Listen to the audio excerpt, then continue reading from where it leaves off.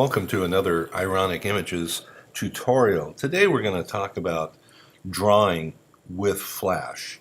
Flash has some unique and creative drawing tools, and we're going to use those to create a few little objects here. So to begin with, let's go ahead and start in the toolbox. We're looking for a rectangle tool. Now, a rectangle tool will draw a rectangle and we'll give it the colors that we have provided here. We have a stroke color and a fill color. So if I create a box or a rectangle with that and select it, I have this black border around here and this fill. The unfortunate part is that when I click on the fill and move it, it moves independently of the stroke on the outside edge. So that's not what we want. So we're going to go ahead and just delete all that and start again with a nil color for the stroke. And if you noticed, all I did is just go off on the other side of alpha. There's just this white box with a red line through it. Just select that. Now I have no stroke coming in, just the fill. So let's go ahead and start with the fill, and I'm just going to create a rectangle here. Now, make sure I got it back on that. Do that.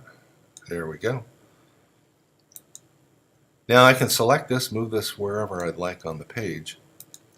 But if I click on the outside edge, you'll notice that my cursor now has that little backwards L or this curve line on there.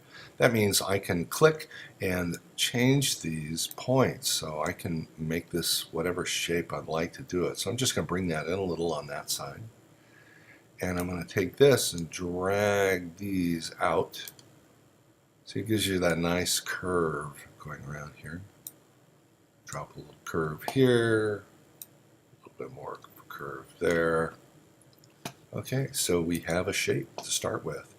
And this is out of our rectangle. That's pretty clever. All right, so let's use a line tool.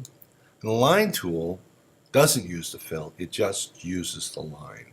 So it brings that color back into the line. We're using the black color. That's fine, that's what we'll use.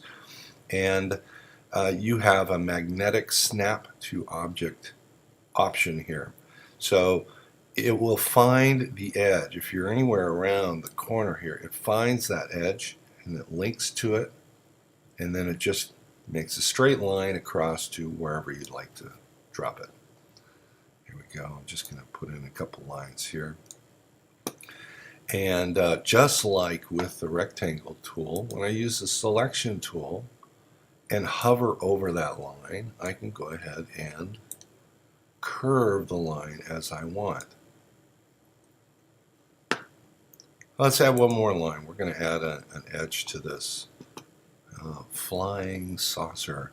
And I'm going to do this in 3 lines because I want to have a curve go all the way around here. But if I just do that and then pull it down, it may not match this as well. So 3 lines. I've got one starting here, and it'll stop there, come across to there, and then come over here. There we go. Now, again, using that, I can pull this line down. And on these, what I'm going to do is when I pull this, I'm also going to push to the outside, and you'll notice how I can get that angled curve around the edge.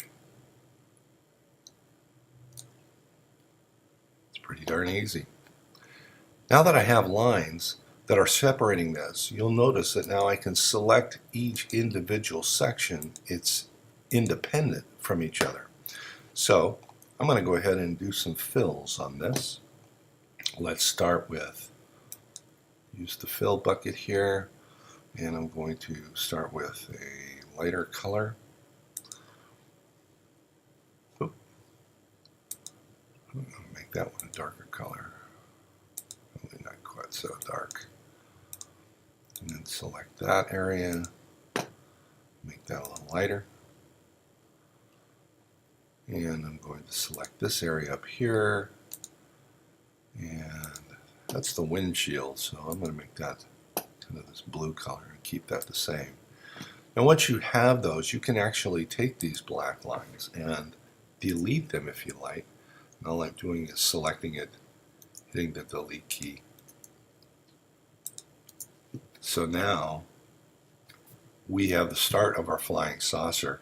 Now on the next tutorial, we're going to go ahead and fill in some details so it makes it more 3D.